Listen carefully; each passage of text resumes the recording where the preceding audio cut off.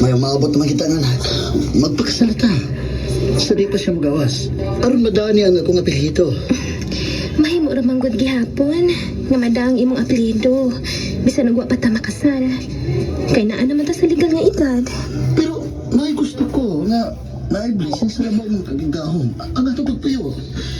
Mahal ko kayo ikaw. Laki pa nga itong anak. I love you, Mariel. I love you too, Tyron. Gusto ka? Maayo nga na blessing sa Ginoo nga atong pagpuyo. Maong uyon ko sa gusto nimong mahitabo. Sa labing dali nga panahon, magpakasal ka.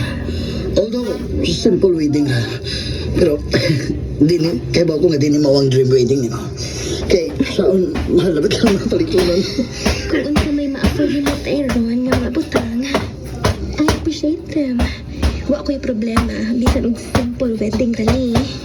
Okay, sige. Hikayin ko dayon ang ato kasal.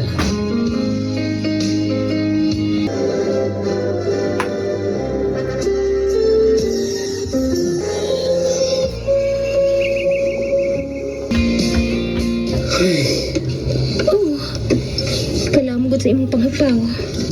I am fired sa akong posisyon as supervisor. Mao ba? Sorry to hear that. Oh, kung mauna, dako naman ang aking anak.